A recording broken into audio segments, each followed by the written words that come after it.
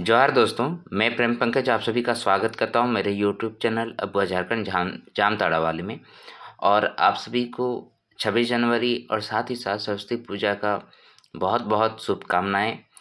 आप सभी इसी तरीके से स्वच्छंद होकर और स्वतंत्र होकर अपनी तैयारी भी करते रहें और हमारे जो शासन व्यवस्था है उसमें जाने का प्रयास करें, ताकि जो भी स्थितियाँ गड़बड़ है आप उसको ठीक कर सकें अपने स्तर से। ठीक है, तो चलिए आज हम लोग जेपीएससी पीटी के पेपर 2 यानी कि झारखंड सामान्य अध्ययन के सेट 6 को यहाँ पर सॉल्व करेंगे और आप सभी का इसमें सहयोग चाहिए। और आप सभी से बस इतना रिक्वेस्ट रहता है कि आप वीडियो देखते हैं तो उसको लाइक कर दीजिए, शेयर अपने दोस्तों के बीच में कर सकते हैं। और जिन्होंने अभी तक सब्सक्राइब नहीं किया है परंतु देखते हैं तो उसको प्लीज़ सब्सक्राइब कर लीजिए। ओके, तो आज का सेशन शुरू करते हैं दोस्तों और देखते हैं कि आज का पहला क्वेश्चन क्या है। ये भी जो सेट है दोस्तों, इसमें आपको अब धीरे धीरे जो है कुछ कुछ क्वेश्चन रिपीटेड मिलेंगे, जिससे क्या होता है आपकी तैयारी ज़्यादा अच्छा हो पाती है, क्योंकि रिवीजन भी तो ज़रूरी है ना। तो कुछ कुछ क्वेश्चन इसमें मिलेंगे आपको जो रिपीटेड है।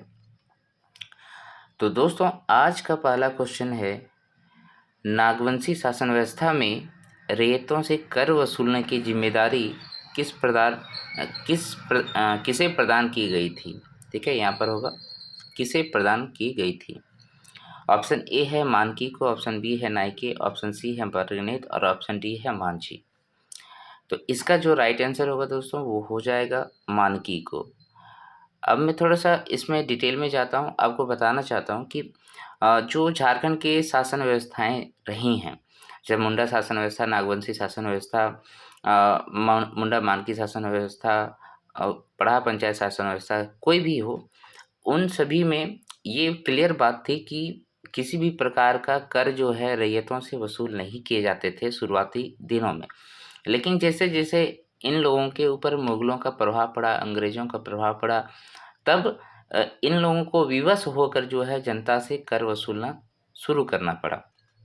उसी तरीके से नागवंशी शासन व्यवस्था में भी था, बट बाद में जब इन पे दबाव पड़ा मुगलों का और अंग्रेज़ों का, तो इन लोगों ने मानकी को, जो कि मानकी आप समझ रहे कौन होता है, आप परगना समझिए। ठीक है, तो परगना यानी कि कई सारे गाँवों का समूह जो होता है उनका प्रमुख होता है मानकी, तो उनको दे दिया गया कर वसूलने की जिम्मेदारी। नेक्स्ट चलते हैं क्वेश्चन नंबर 2। मुंडा शासन व्यवस्था में पाहन का सहयोगी होता है, पुजार, पनभरा, उपरोक्त दोनों, उपरोक्त में से कोई नहीं। तो यहाँ पर क्या है, मुंडा शासन व्यवस्था, राइट। मुंडा शासन व्यवस्था मुंडाओं का ही होता है। तो इसमें जो राइट आंसर होगा दोस्तों पाहन, पाहन यानी कि धार्मिक प्रधान। तो धार्मिक प्रधान मुंडा शासन व्यवस्था में पाहन होते हैं और उनका सहयोगी जो है पुजार और पनभरा होता है। नेक्स्ट चलते हैं क्वेश्चन नंबर 3। 1934-35 में गठित ढोकलो सोहर शासन में महासभा के बारे में निम्न में से कौन सा कथन सत्य है। ये भी क्वेश्चन बहुत इंपॉर्टेंट है। ऑप्शन ए, इस महासभा द्वारा पंचायती राज व्यवस्था का समर्थन किया गया था, यहाँ याद रखिएगा समर्थन लिखा है। ऑप्शन बी, इस महासभा द्वारा जाति व्यवस्था का विरोध किया गया था। ऑप्शन सी, उपरोक्त दोनों सही है और ऑप्शन डी, उपरोक्त दोनों गलत है। ओके, तो यहाँ पर देखिए इसका जो राइट आंसर होगा, वैसे तो राइट आंसर इसका उपरोक्त दोनों जो है गलत है। वो किस आधार पर गलत है, तो 1934-35 में जो आपका ढोकलो सोहर शासन व्यवस्था खड़िया जनजाति लोगों ने बनाया था महासभा, जिसका जो मेन आदमी होता है, यहाँ पे देखिए ढोकलो सोहर होता है, सबसे उच्च पोस्ट होता है। ठीक है, और वहाँ पर खड़िया राजा भी बोलते हैं उसको। तो इस महासभा द्वारा पंचायती राज व्यवस्था का समर्थन किया गया था, ये बिल्कुल गलत है। यहाँ समर्थन नहीं किया गया था, यहाँ पर विरोध किया गया था। ठीक है, पंचायती राज को का विरोध किया गया था, क्योंकि ये सेंट्रल गवर्नमेंट यानी कि सरकार लगा रही थी, तो सरकार का विरोध में था। इस महासभा द्वारा जाति व्यवस्था का विरोध किया गया था? बिल्कुल नहीं। जाति व्यवस्था का विरोध करता तो ये ढोकलो सोहर शासन व्यवस्था क्यों बनाता? खड़िया, है ना, यहाँ पर जो है खड़िया जनजाति जो है इसका समर्थन किए थे, ठीक है, क्योंकि अपना जनजाति को ऊपर लाना चाहते थे ना, तो यह जाति व्यवस्था का समर्थन किए थे। राइट, नेक्स्ट चलते हैं क्वेश्चन नंबर 4। पढ़ा पंचायत शासन व्यवस्था में सर्वोच्च न्यायालय की भांति है। सर्वोच्च न्यायालय की भांति कौन है? यानी कि यहाँ पर आपको फौजदारी मामलों का जो सुनवाई करता है वो कौन करता है, ये आपको बताना है। पहला है पढ़ा राजा, दूसरा है पढ़ा दीवान, तीसरा है पढ़ा मंत्री और चौथा है पढ़ा मुनीब। तो पढ़ा पंचायत शासन व्यवस्था सबसे पहले आप ये जानिए, तो इसमें जो आंसर होगा वो होगा पढ़ा दीवान। ओके, यहाँ पर क्या है कि पढ़ा पंचायत शासन व्यवस्था जो है वो उरांव जनजाति का है, और उरांव जनजाति में आपका गांव का जो प्रधान होता है वो महतो होता है, और इसका जो सर्वोच्च अधिकारी होता है वो पढ़ा दीवान होता है, और वो सर्वोच्च न्यायालय की तरह काम करता है। यानी कि सर्वोच्च न्यायालय में आपका सर्वोच्च स्थान पढ़ा दीवान रखता है। नेक्स्ट है क्वेश्चन नंबर 5। खड़िया जनजाति में ढोकलो सोहर संपूर्ण खड़िया समाज का राजा जो होता है उसका चुनाव कितने वर्षों के लिए होता है? ऑप्शन ए है 5 वर्ष, ऑप्शन बी है 3 वर्ष, ऑप्शन सी है 6 वर्ष, ऑप्शन डी है 1 वर्ष। तो इसका जो राइट आंसर है दोस्तों वो हो जाएगा आपका 3 वर्ष। ठीक है, 3 वर्ष के लिए चुनाव किया जाता है इसका। ये भी इम्पोर्टेंट क्वेश्चन है, इसको भी याद रखिएगा। ये 3 वर्ष हो गया। नेक्स्ट चलें क्वेश्चन नंबर 6। मुंडा मानकी शासन व्यवस्था में दिहुरी का सहयोगी होता है। ठीक है, कौन होता है? Option A Dakua, option B Yatra Dwivedi, option C है नव द्विवेदी, ऑप्शन डी है बीसा द्विवेदी। ओके, तो इसका जो राइट आंसर है वो हो जाएगा आपका तिहोरी का जो सहयोगी होता है दोस्तों वो यात्रा द्विवेदी होता है। कौन होता है? यात्रा द्विवेदी। ये दिहुरी क्या है? दिहुरी तो यहाँ पर धार्मिक प्रधान है मुंडा मानकी शासन व्यवस्था में। मुंडा मानकी शासन व्यवस्था कहाँ पर है? हो जनजातियों में है, कोल्हान प्रमंडल में है। ओके, हो जनजाति कोल्हान प्रमंडल। नेक्स्ट चलते हैं क्वेश्चन नंबर 7। क्वेश्चन नंबर 7 कहता है कि परहिया जनजाति की जाति पंचायत में निम्न में से किस नाम से जाना जाता है? यानी कि परहिया जनजाति है। आप 4-5 जो मुख्य जनजातियों का शासन व्यवस्था देखें, उसके बाद फिर हम लोग क्या देखते हैं? जातीय शासन व्यवस्था देखते हैं। अन्य का टोटल जनजाति हमारे यहाँ 33 है, तो उनमें से जो है कुछ एक में ही शासन व्यवस्था बहुत अच्छा था, बाद बाकी सब में ऐसे ही है, तो उसको आपको जानना है। तो परिहा जनजाति में जो जाति पंचायत है उसका नाम क्या है ये बता रहा है, पूछ रहा है। पहला है भियारी, दूसरा है जाति गोट, तीसरा है उपरोक्त में से दोनों, और डी में है उपरोक्त में से कोई नहीं। उपरोक्त में से कोई नहीं। तो इसका जो राइट आंसर है दोस्तों वो क्या हो जाएगा? परिहा में जाति गोट कहा जाता है जाति पंचायत को। परिहा में जाति गोट कहा जाता है, जाति गोट कहा जाता है परिहा पंचायत में जाति पंचायत को। राइट,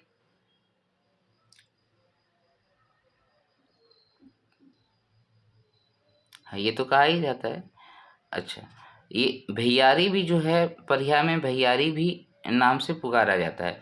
तो अगर इसमें राइट आंसर बनाना चाहेंगे तो उपरोक्त में से दोनों यहाँ पर लिख रहा है, ठीक है, लेकिन बेसिकली कुछ कुछ किताबों में जो है केवल जाति गोट लिखा है, तो इसमें थोड़ा सा डाउट है, आप देख लीजिए इसको। ठीक है, परिहा में भैयारी भी और जाति गोट दोनों भी बोल रहा है, कहा जा रहा है। नेक्स्ट चलते हैं क्वेश्चन नंबर 8। क्वेश्चन नंबर 8 क्या है? बिहार स्टूडेंट कॉन्फ्रेंस के 16 अधिवेशन किसकी अध्यक्षता में सरला देवी ने की थी, जहां आयोजित हुआ था? कहाँ आयोजित हुआ था? बिहार स्टूडेंट कॉन्फ्रेंस के 16 अधिवेशन जिसकी अध्यक्षता सरला देवी ने की थी, कहाँ आयोजित हुआ था? Option A Ranchi, option B Hazaribagh, option C Patna और ऑप्शन डी है डाल्टनगंज। तो बिहार स्टूडेंट्स कॉन्फ्रेंस का 16वां अधिवेशन जिसकी अध्यक्षता सरला देवी ने किया था, तो यहाँ पर ये भी इम्पोर्टेंट है, किसने किया था, सरला देवी ने किया था। और इसका आयोजन कहाँ हुआ था दोस्तों, पलामू का डाल्टनगंज में हुआ था, पलामू का डाल्टनगंज में हुआ था। अच्छा, यह कब हुई थी, तो याद रखिएगा 1921 ईस्वी में हुई थी, 1921 में हुआ था। ओके, और हजारीबाग का सरला देवी में ने इसका अध्यक्षता किया था। इस कॉन्फ्रेंस को बजरंग सहाय, कृष्ण बल्लभ सहाय, रामनारायण सिंह आदि ने संबोधित किया था। यानी कि जितने बड़े नेता थे यहाँ पर सब आए थे। ठीक है, बजरंग सहाय, कृष्ण बल्लभ सहाय, इन सभी का नाम आपने बहुत अच्छे से सुना है। ठीक है, कृष्ण बल्लभ सहाय, ये सभी यहाँ पर मौजूद थे। नेक्स्ट चलते हैं क्वेश्चन नंबर 9।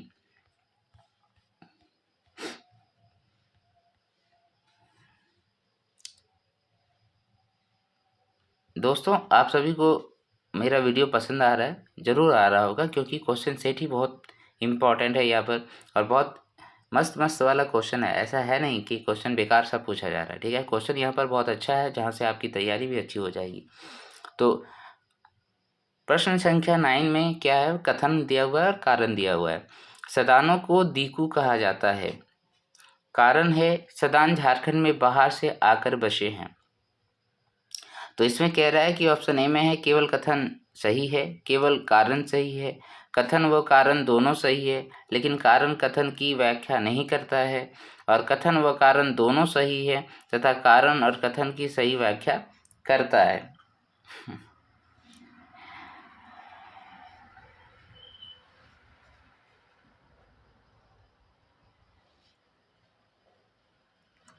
चलिए ठीक है, इसको मैं अपने तरीके से बताता हूँ, थोड़ा सा समझिएगा। ये जो सदान है ना, सदान, सदान को अंग्रेजों ने दीकू कहा था। ठीक है, यहाँ के लोग दीकू नहीं बोलते थे, अंग्रेज इसको दीकू बोलते थे। उसका रीज़न क्या था, उसका रीज़न ये था कि सदानों और जनजातियों के बीच में मुठभेड़ कराया जा सके, और उसका फ़ायदा उठाकर वो लोग आराम से अपना राजपाट चलाते रहे। ठीक है, ये था। उसके बाद सदान झारखंड में बाहर से आकर बसे, तो इसमें ये तो गलत है, तथ्य जो है वो गलत है। ठीक है, लेकिन क्या है कि कुछ कुछ लोगों को, जो बंगाल वाला इलाका है, इन सभी इलाकों से यहाँ पर कुछ लोगों को आके बसाया गया था, तो उनको जो है सदान इसलिए कहा कि बाहर से आए हैं। ये सब अंग्रेज वाले बात कर रहे हैं, तो यहाँ पर ये हो गया। लेकिन जब सदान के बारे में हम लोग पढ़ते हैं तो वह साफ साफ देखते हैं कि सदान जो है बाहरी नहीं है, यहीं के जो है गैर आदिवासी परंतु मूल निवासी हैं। राइट, वहाँ पर पढ़ते हैं। तो यहाँ के अनुसार आंसर ये मारिए, है ना। चलिए क्वेश्चन नंबर 10, झारखंड की जनजातियों के संदर्भ में असत्य कथन की पहचान करें। ऑप्शन ए है, झारखंड में कुल 32 जनजातियां सूचीबद्ध है। ऑप्शन बी, झारखंड की कुल 8 जनजातियों को आदिम जनजाति के रूप में सूचीबद्ध किया गया है। और ऑप्शन सी है, झारखंड की जनजातियां प्रायः संयुक्त परिवार में रहना पसंद करते हैं। ऑप्शन डी है, झारखंड की जनजातियां पितृसत्तात्मक होती हैं। ओके, तो इसमें देखिए, इसमें असत्य कथन की बात कर रहा है। यहाँ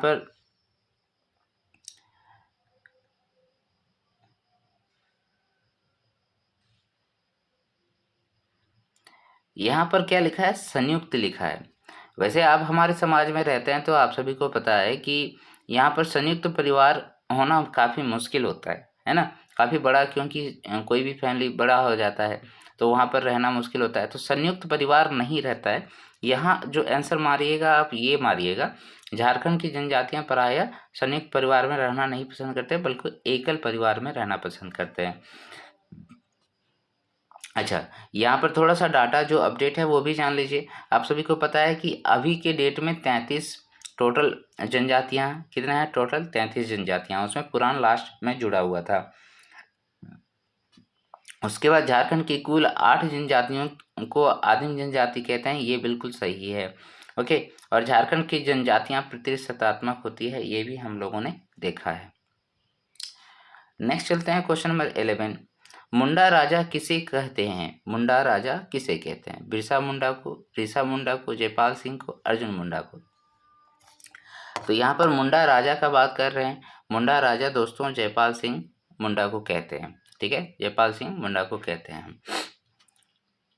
नेक्स्ट चलते हैं क्वेश्चन नंबर 12। पर्यावरण के क्षेत्र में उल्लेखनीय योगदान के लिए निम्नलिखित में किसे पद्मश्री सम्मान से नवाजा जा चुका है? ऑप्शन ए है सिमोन उरांव, ऑप्शन बी है अशोक भगत, ऑप्शन सी है रामदयाल मुंडा और ऑप्शन डी कहता है ए और बी दोनों। तो पद्मश्री का बात कर रहे हैं दोस्तों, तो पद्मश्री में तो यहाँ पर पद्मश्री तो यहाँ पर क्या है, ये ऑप्शन गलत है थोड़ा, ठीक है, ऑप्शन गलत है। यहाँ पर होना चाहिए तीनों या फिर उपरोक्त में से सभी, ठीक है, उपरोक्त सभी होना चाहिए यहाँ पर,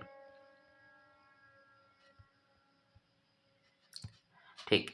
तो यहाँ पर देखिए सिमोन उरांव को भी आपको पद्मश्री मिल गया है, अशोक भगत को भी मिला हुआ है और रामदयाल मुंडा जी को भी आपका उल्लेखनीय कार्य करने के लिए पद्मश्री का सम्मान मिल चुका है, तीनों विभूतियों को मिल चुका है।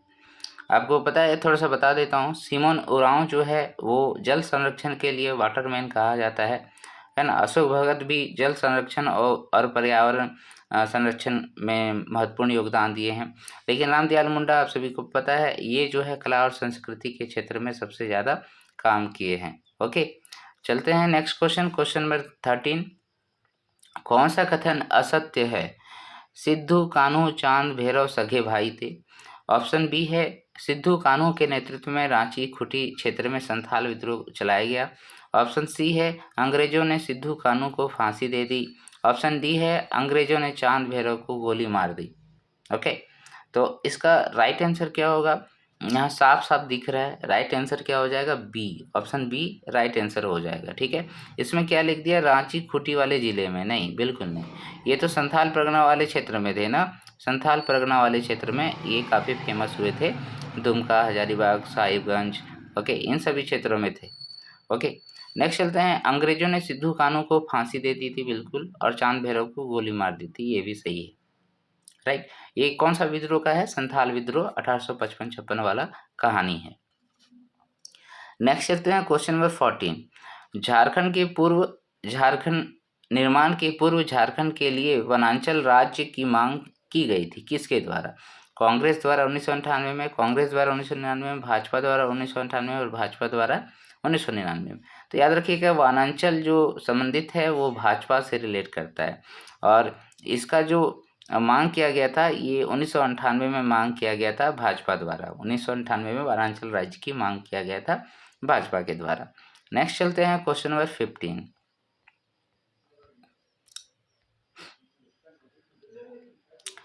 झारखंड राज्य गठन के समय, ठीक है, झारखंड राज्य गठन के समय समकालीन पदाधिकारी व्यक्तियों का एक सही नहीं है, कौन सा नहीं है? भारत के राष्ट्रपति जो थे उस टाइम KR नारायणन थे, भारत के प्रधानमंत्री अटल बिहारी वाजपेयी थे, बिहार के राज्यपाल सुंदर सिंह भंडारी थे, और बिहार के मुख्यमंत्री जो है राबड़ी देवी थे।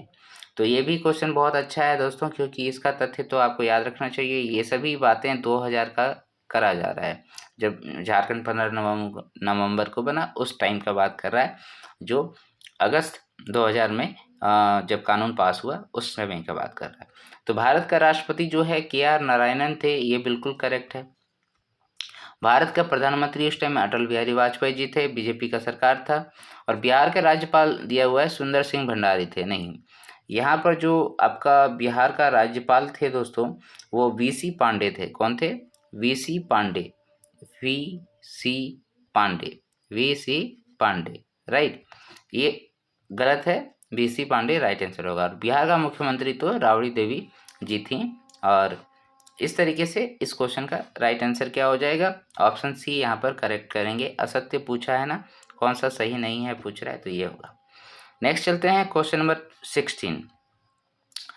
निम्नलिखित में किस जनजाति का मुख्य पैसा लौह उद्योग से संबंधित है? असुर हो गया, लोहरा हो गया, उपरोक्त दोनों हो गया, दोनों में से कोई नहीं। तो इसमें ज़्यादा एक्सप्लेनेशन की जरूरत नहीं है, आप सभी को पता है। और ये पैसा लौह उद्योग का असुर और लोहरा दोनों करते हैं। तो 16 का C is the right answer. Next चलते हैं क्वेश्चन नंबर 17। 17वीं लोकसभा झारखंड से किस पार्टी के एक भी सदस्य निर्वाचित नहीं हुए हैं? ठीक है, ये 17वीं लोकसभा का ये करंट अफेयर्स है, एक तरीके से बोल लीजिए, ठीक है, तो इसको हम लोग नहीं देखेंगे। ठीक है, 18वीं लोकसभा जो हुआ है उसको हम लोग देखने का प्रयास करेंगे।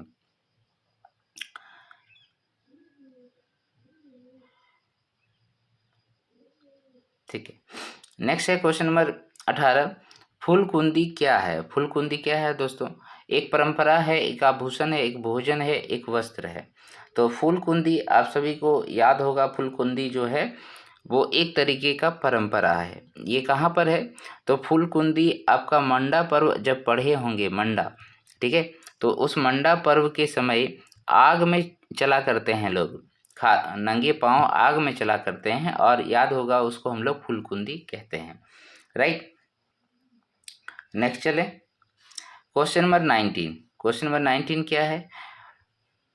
कथन दिया हुआ है, झारखंड की जनजातियों में लैंगिक भेदभाव अधिक है।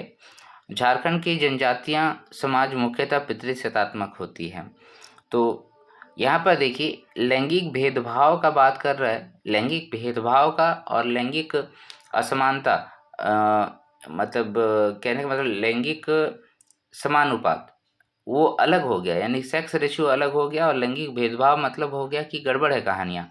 महिलाओं को मारा पीटा जाता है, या फिर बोला जाए कि उसको थोड़ा सा नीचे स्तर में देखा जाता है, ये बातें कर। लेकिन ऐसा नहीं है, हमारे समाज में जनजातियों में ये प्रथा नहीं है, स्त्रियों को काफ़ी मान सम्मान दिया जाता है वहाँ पर।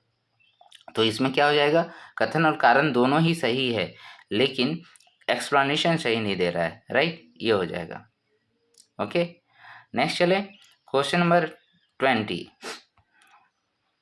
बासुकी नाथ धाम को नौलखा मंदिर कहते हैं, और दूसरा है कारण इसमें नौलखा मंदिर बनने में 9 लाख रुपए का लागत लगी थी। देखिए, पहला इसमें जो कथन है बासुकीनाथ धाम को नौलखा मंदिर कहते हैं, ये गलत है भाई। नौलखा मंदिर बनने में 9 लाख रुपया लगा था, बिल्कुल सही है ये, ठीक है, बिल्कुल सही है। तो यानी कि केवल कारण सही है, यहाँ पर केवल कारण सही है। नौलखा मंदिर को बनाने में किन्होंने दिए थे 9 लाख रुपए? इसमें तो आपको पूछ भी सकता है क्वेश्चन को, ठीक है, वो याद रखिएगा आप।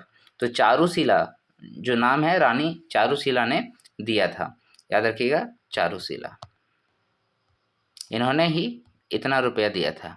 ओके, और इसको हम लोग युगल मंदिर भी कहते हैं, है ना, इसको हम लोग नौलखा मंदिर को युगल मंदिर भी कहते हैं, बासुकीनाथ मंदिर का अलग नाम नहीं है। ओके, नेक्स्ट चलते हैं क्वेश्चन नंबर 21। संथाली भाषा की प्रथम लघु काव्य मानी जाती है, किसको मानी जाती है? संथाली भाषा का प्रथम लघु काव्य, लेमन चूस, रुंगड़ा खुखड़ी, कुकमू, बाघ और सुगना मुंडा की बेटी। तो इसमें जो लघु काव्य है संथाली भाषा का, वो कुकमू है दोस्तों। क्या है? कुकमू। और इसका जो रचना किया गया है वो किसने किया है? बाल किशोर साहू ने किया है, बाल किशोर साहू ने किया है। देखिए, आप लोग एक बार मिला भी सकते हैं कहीं से, ठीक है, अगर मैं गलत हूँ तो। बाल किशोर साहू संथाली भाषा का लघु काव्य है। और ठीक है, ये हो गया क्वेश्चन नंबर 21 समाप्त हो गया दोस्तों। अब क्वेश्चन नंबर 22 से हम लोग देखेंगे। अभी तक आप अगर मेरा वीडियो देख रहे हैं और आपने लाइक नहीं किया तो लाइक तो जरूर बनता है दोस्तों, ठीक है।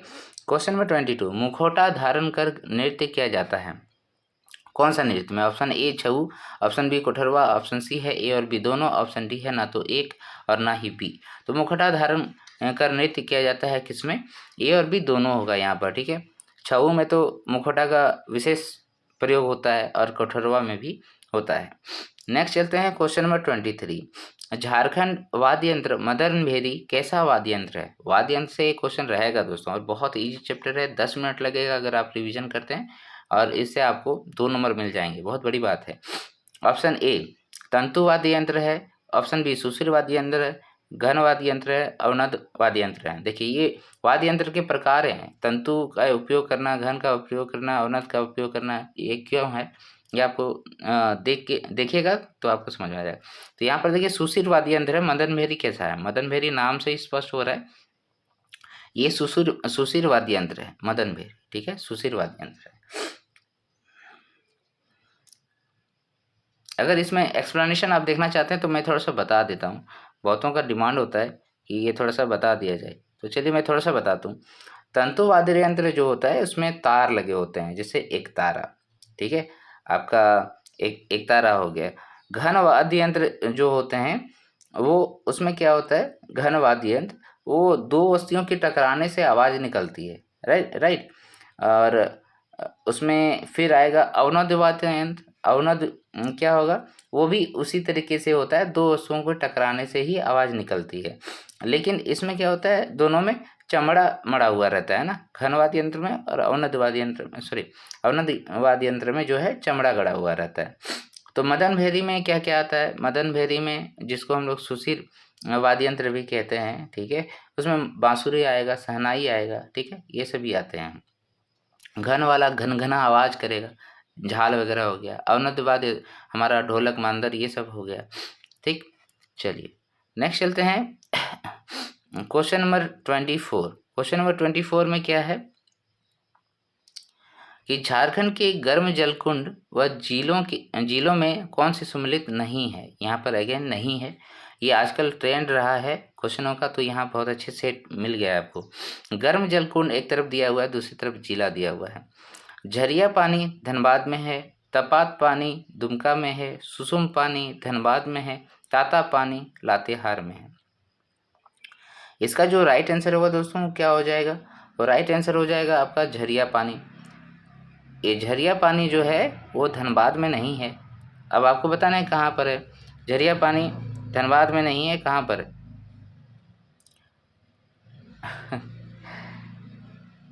देखिए झरिया पानी जो है दोस्तों वो दुमका में है। कहाँ पर है? दुमका में है। ओके, दुमका में झरिया पानी भी है और तपात पानी भी दुमका में है। सुसुम पानी धनबाद में है और ताता पानी जो है दोस्तों, ताता पानी वो आपका लातेहार में है। ये सही है। ओके, नेक्स्ट चलते हैं क्वेश्चन नंबर 25। निम्नलिखित झारखंडी पारंपरिक पकवानों के संदर्भ में कौन सही कथन नहीं है। ठीक है, ऑप्शन ए है ठेकुआ आटा से बनता है, लट्ठो मैदा से बनता है, धुसका चावल से बनता है। उपरोक्त सभी कथन सही है। ओके, तो इसमें आंसर है दोस्तों उपरोक्त सभी कथन सही है।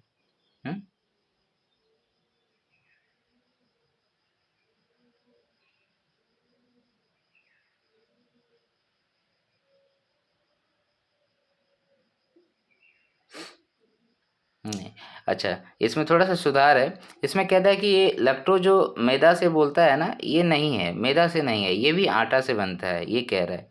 ठीक है, ये लट्टो आटा से बनता है और ये सब जो है पारंपरिक पकवान है और छठ पर्व के अवसर पे ये सब दिखता है। ठीक है, ठेकुआ, लट्टो और धुसका। ठेकुआ आटा से बनता है, लट्टो भी आटा से बनता है, धुसका चावल से बनता है। तो यहाँ पर आंसर, राइट आंसर क्या हो जाएगा, इसमें पूछ रहा है कौन सा कथन सही नहीं है, तो ऑप्शन बी राइट आंसर हो जाएगा। आज थोड़ा सा क्वेश्चन इधर से उधर हो रहा है दिमाग में मेरे। नेक्स्ट है क्वेश्चन नंबर 26। निम्नलिखित में असत्य युग्म कौन सा है। एक तरफ पुस्तक है, एक तरफ लेखक है। ऑप्शन ए है डार्क हॉर्स। डार्क हॉर्स को किसने लिखा, नीलोत्पल मृणाल ने लिखा है क्या। बाघ व सुगना मुंडा की बेटी अनुज लुगुन ने लिखा है क्या। आदि धर्म रामदयाल मुंडा ने लिखा है क्या। मरंग घोड़ा नीलकंठ हुआ दयामनी बारला ने लिखा है क्या। तो इसमें कौन सा आंसर सही नहीं है, कौन सा मिलान सही नहीं है, ये आपको ढूंढना है। ठीक है, तो यहाँ पर देखिए मैं आंसर बता देता हूँ आपको ताकि सहूलियत हो आपको। ये मरांग घोड़ा नीलकंठ हुआ, ठीक है, ये जो लिखा हुआ है यहाँ पर दयामनी बारला, ये सही नहीं है। ये क्या हो जाएगा यहाँ पर, ये महुआ मांझी हो जाएगा। ठीक है, महुआ मांझी सांसद है ना, ये महुआ मांझी। ठीक है, ये झारखंड की तरफ से सांसद है, इन्होंने ही लिखा है, महुआ मांझी जी ने लिखा है मरांग घोड़ा नीलकंठ हुआ। बाद बाकी सभी सही है, याद कर लीजिए। यहाँ पर डार्क हॉर्स जो है नीलोत्पल मृणाल का बहुत फेमस बुक है डार्क हॉर्स। बाघ व सुगना मुंडा की बेटी, ये अनुज लुगुन ने लिखा है। बाघ व सुगना मुंडा की बेटी अनुज लुगुन साहब ने लिखा है। और आदि धर्म जो है रामदयाल मुंडा सर ने लिखा है, आदि धर्म रामदयाल मुंडा। नेक्स्ट चले, नेक्स्ट है क्वेश्चन नंबर 27। झारखंड का हिंदी भाषा का पहला उपन्यास माना जाता है। किसको? बत्तियां गुल हो राजपूतानी शान, गुलमोहर के नीचे तलहटी के अंधेरे में। तो ये क्वेश्चन तो जो है काफ़ी बार पूछा गया है। तो ये राजपूतानी शान जो है हिंदी भाषा का पहला पहला उपन्यास है माना जाता है। और राजपूतानी शान को किसने लिखा था? ये हमारा राधा कृष्ण सर ने लिखा है। ठीक है, नेक्स्ट चलते हैं क्वेश्चन नंबर 28। इसमें है रचनाकार विनोद कवि। विनोद कवि द्वारा रचित छोटा नागपुर ताल मंजरी किस झारखंडी भाषा साहित्य की रचना है? विनोद कवि द्वारा रचित छोटा नागपुर ताल मंजरी। तो इसका क्या राइट आंसर होगा दोस्तों, ये बताना है। इसका जो राइट आंसर होगा वो क्या हो जाएगा? नागपुरी दिया है, कुरमाली दिया है, पंच परगनिया दिया है। इसका जो राइट आंसर होगा वो पंच परगनिया होगा। ठीक, पंच परगनिया 28 का सी। अच्छा, राजपूतानी शान जो है किसने लिखा है? ये मैंने क्या बताया, दिमाग से कभी कभी गलत हो जाता है। ठीक है, इसमें जो होगा राइट आंसर क्या होगा? रामचीज सिंह बल्लभ। ठीक है, इन्होंने लिखा है, ये याद रखिएगा। राजपूतानी शान जो हिंदी भाषा का पहला उपन्यास है वो रामचीज सिंह बल्लभ ने लिखे हैं। नेक्स्ट चलते हैं क्वेश्चन नंबर 29। मुंडारी भाषा की पहली साहित्य है कौन सा है? मुंडारी ग्रामर, मुंडारी प्राइमर, मुंडारी टूड कोठारी और इंसाइक्लोपीडिया मुंडारी का। तो इस टाइप के क्वेश्चन को बनाने में थोड़ा सा वक्त लगता है। ठीक है,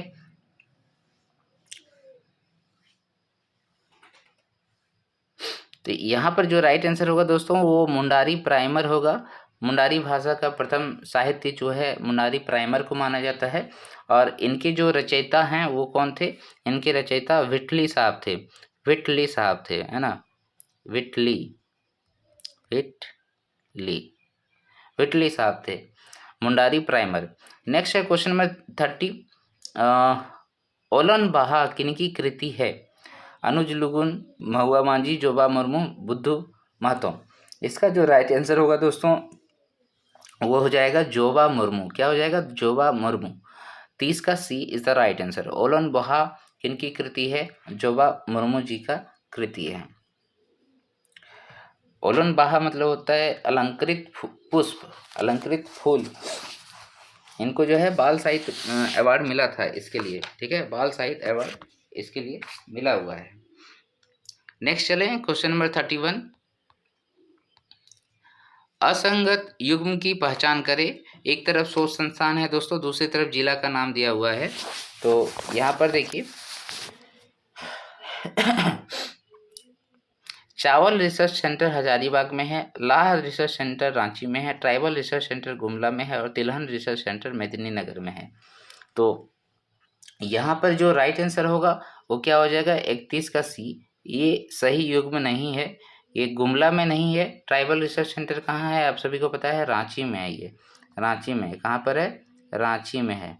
ओके, तो बाद बाकी सब सही है दोस्तों, बाद बाकी सब सही है। उसको आप यहाँ पर देखिए, चावल रिसर्च सेंटर जो है हजारीबाग बरही में है, लाह रिसर्च सेंटर जो है नामकुम रांची में है और तिलहन रिसर्च सेंटर जो है मेदिनीनगर डाल्टनगंज आपका पलामू में है।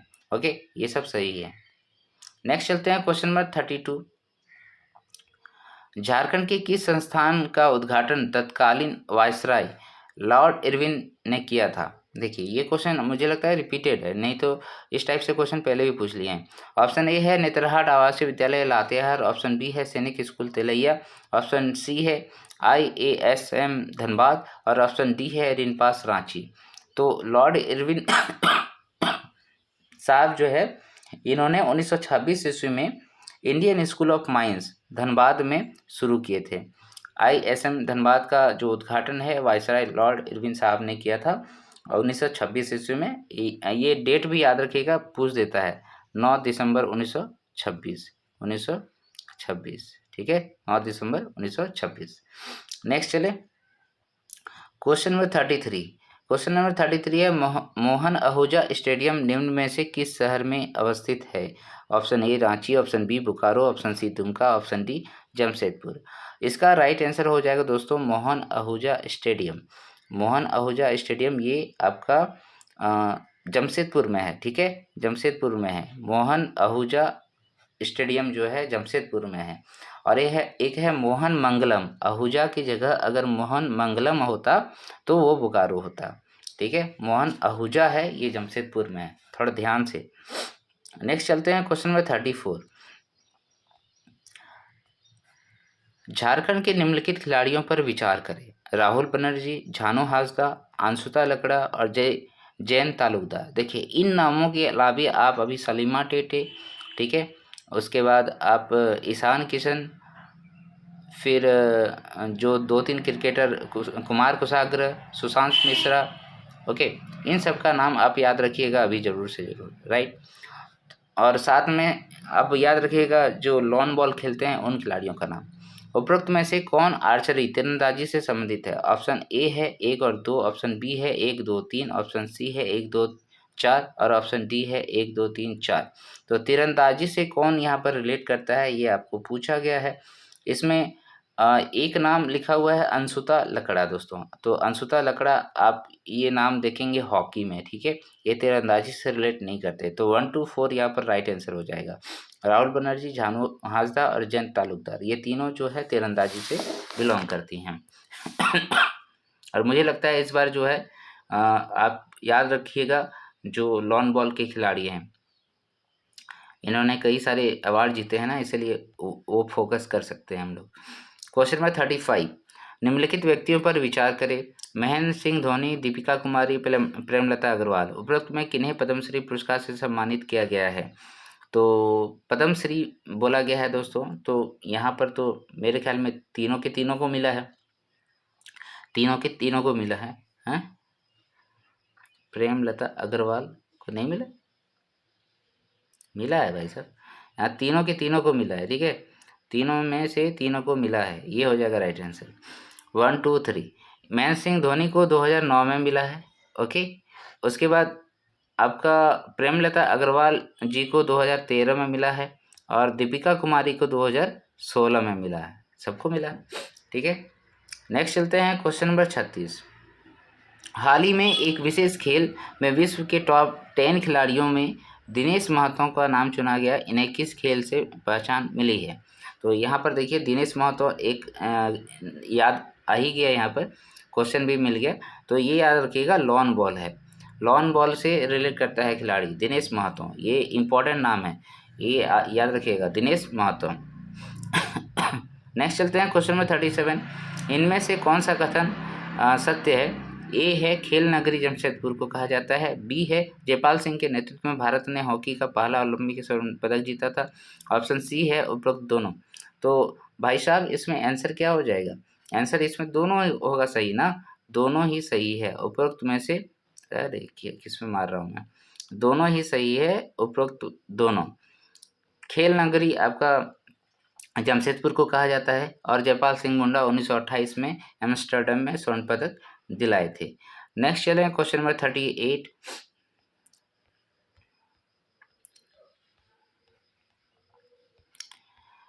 शहरी मलिन बस्तियों के बच्चों को विद्यालय से जोड़ने हेतु सरकार द्वारा इनमें से कौन सी योजना संचालित की जाती है?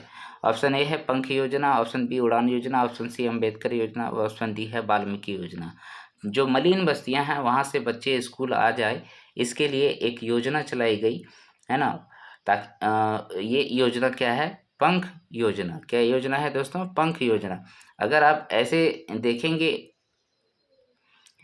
लैंग्वेज के तौर पे तो पंख जो है वो कीचड़ों को बोला जाता है, तो मलिन बस्तियों से यानी कि कीचड़ों से, कीचड़ वाले बस्तियों से बच्चे विद्यालय आ जाए इसके लिए पंख योजना चलाई गई थी।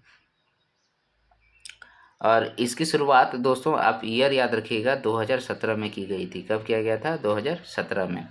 नेक्स्ट चलते हैं क्वेश्चन नंबर 39। छोटा नागपुर काश्तकारी अधिनियम 1908 की धारा 215 है ना, 215 अनुसार कितने रुपये तक बाद में उपायुक्त के आदेश के विरुद्ध अपील नहीं की जा सकती है? तो ये है 100 रुपया, 500 रुपया, 2000 रुपया और 5000 रुपया। तो वहाँ पर जो पुराना प्रथा है दोस्तों उसमें 100 रुपया लिखा गया था, ठीक है, 100 रुपया लिखा गया था कि छोटा नागपुर काश्तकारी अधिनियम 1908 की धारा 215 के अनुसार 100 रुपये तक वाद में उपायुक्त के आदेश के विरुद्ध अपील नहीं की जा सकेगी। और 5,000 का बात करते हैं अगर 5,000 का, तो यहाँ पर हो जाएगा न्यायुक्त आयुक्त के पास, ठीक है। न्यायुक्त आयुक्त के पास हम लोग उनका जो है वाद इसके विरुद्ध मतलब हम लोग अपील नहीं कर सकते हैं न्यायिक आयुक्त के, ठीक है। 5,000 रुपये तक का, 100 रुपये तक का आप कहाँ पर किसके विरुद्ध अपील नहीं कर सकते, तो उपायुक्त की अपील नहीं कर सकते। नेक्स्ट चलते हैं क्वेश्चन नंबर 4040। छोटा नागपुर काश्तकारी अधिनियम 1908 की धारा 200 के तहत किसी जंगम संपत्ति के अधिग्रहण व उसकी बिक्री के बीच कम से कम डैश का अंतराल होना चाहिए। जंगम संपत्ति के अधिग्रहण और उसकी बिक्री के बीच, यानी कि आपने अधिग्रहण किया फिर उसको बेचना चाहते, तो उसके बीच में कितना का गैप होना चाहिए, तो कम से कम मिनिमम जो है 10 दिनों का अंतर होना चाहिए दोस्तों, कम से कम 10 दिनों का अंतर होना चाहिए, ठीक है। ये धारा 200 में लिखा हुआ है, 10 दिन का अंतर होना चाहिए अंतरण और उसकी बिक्री पर। नेक्स्ट है क्वेश्चन नंबर 41। छोटा नागपुर भूधिृति अधिनियम 1869 में उल्लिखित महतोई भूमि का तात्पर्य क्या है। ऑप्शन ए है गांव के पुजारी हेतु अलग से रखी गई भूमि, ऑप्शन बी है गांव में कार्यरत श्रमिकों हेतु अलग से रखी गई भूमि, और ऑप्शन सी है गांव के महतों हेतु अलग से रखी गई भूमि, और ऑप्शन डी है गांव के जमींदार हेतु अलग से रखी गई भूमि। ये सब में आपको अलग से दिमाग लगाने की ज़रूरत नहीं है, जो चीज़ें लिखी गई है उसमें वही बताना है। तो इसमें जो राइट आंसर होगा वो क्या हो जाएगा कि गाँव में जो आपका महतों की भूमि होती है ना, option C is the right answer. गांव के महतों हेतु जो अलग से रखी गई भूमि होती है उसको महतोई भूमि कहते हैं।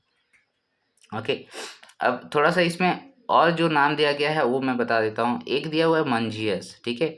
मंझियस क्या होता है, ये गांव के स्वत्त धारियों के लिए आरक्षित भूमि होती है, ठीक है। जो भूस्वामी होते हैं उन सभी के लिए मंझियस भूमि रखा जाता है।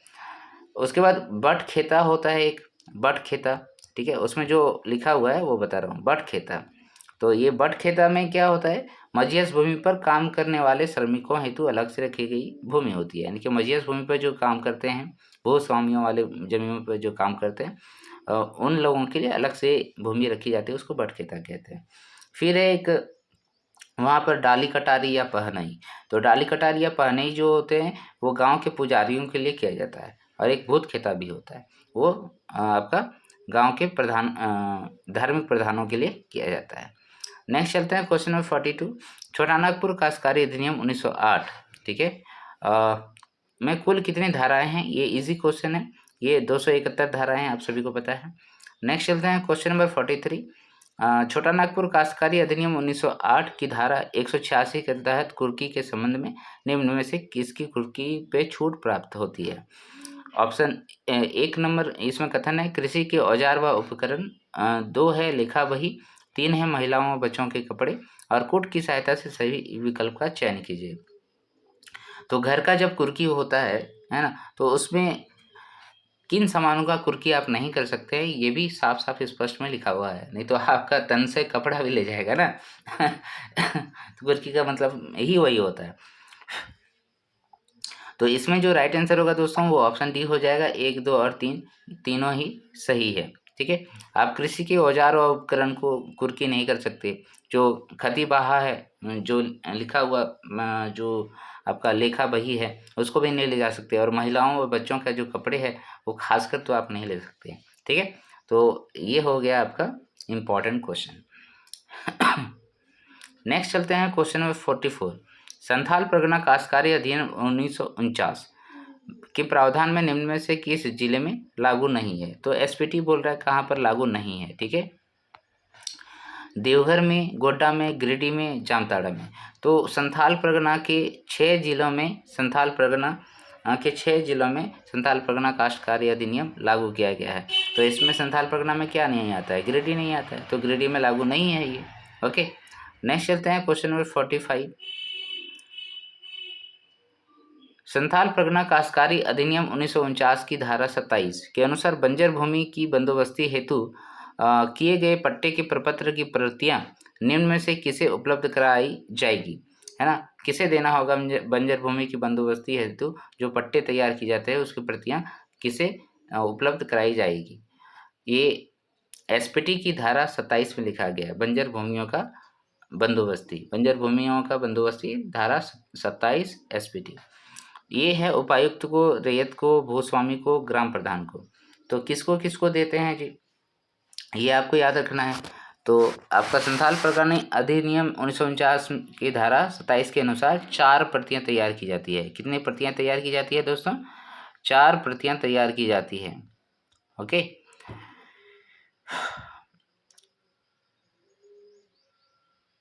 तो देखिए इसमें ऑप्शन क्या दिया है वो देख लीजिए। ठीक है, तो ऑप्शन सी इसका राइट आंसर हो जाएगा। ऑप्शन सी क्या हो जाएगा? राइट आंसर हो जाएगा। Option C is the right answer. इसमें सभी को देंगे, उपायुक्त को भी 1 प्रति देंगे, रैयत को भी देंगे, भूस्वामी को भी देंगे और ग्राम प्रधान जो होते हैं उसको भी बंजर भूमि का बंदोबस्ती धारा 27 के अनुसार 4 प्रतियां तैयार करके दी जाती है। नेक्स्ट चलते हैं क्वेश्चन नंबर 46। संथाल परगना काश्तकारी अधिनियम 1949 की किस अनुसूची में आदिवासी या अर्ध आदिवासियों की सूची दी गई है? ऑप्शन ए है अनुसूची क, अनुसूची ख, अनुसूची ग और अनुसूची घ। तो इसका राइट आंसर क्या होगा दोस्तों, आप बताएंगे? इसका राइट आंसर जो हो जाएगा वो अनुसूची ख हो जाएगा दोस्तों। ठीक है, अनुसूची ख में आपका आदिवासी या अर्ध आदिवासियों की सूची दी गई है। ठीक है, संथाल परगना काश्तकारी अधिनियम की अनुसूची ख में आदिवासी और अर्ध आदिवासियों की सूची दी गई है, अनुसूची ख।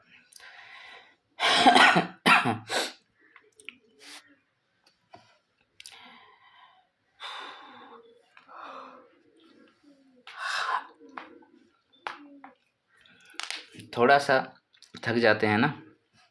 ओके, नेक्स्ट चलते हैं क्वेश्चन नंबर 47।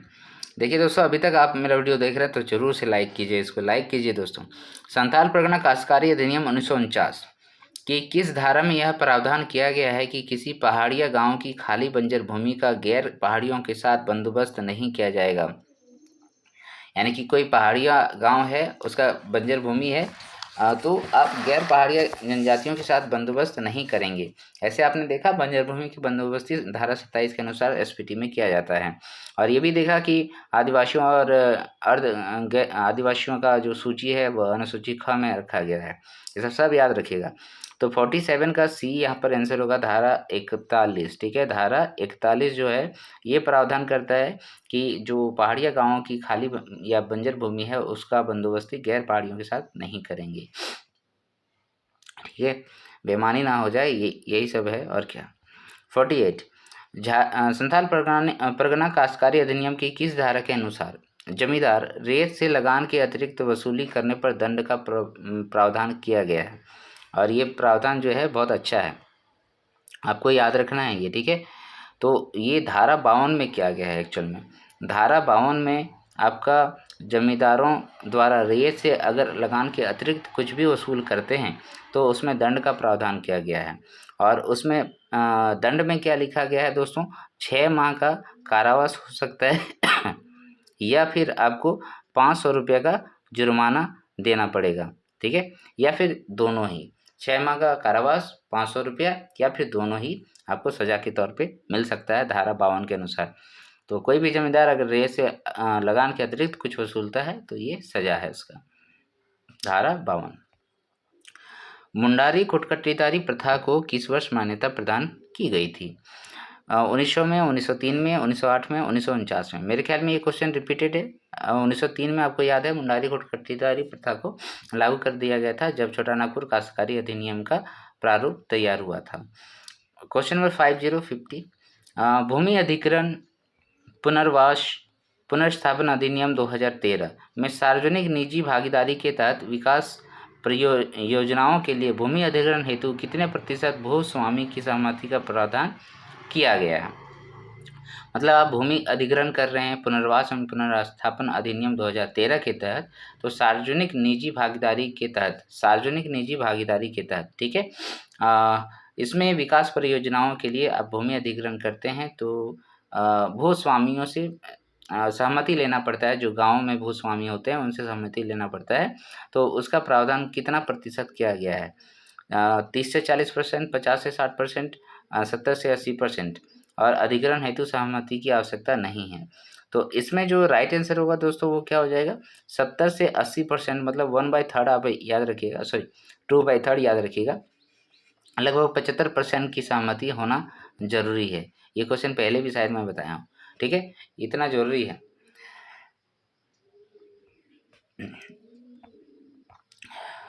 नेक्स्ट चलते हैं, क्वेश्चन नंबर ये 50 था ना, 51 को सॉल्व करते हैं।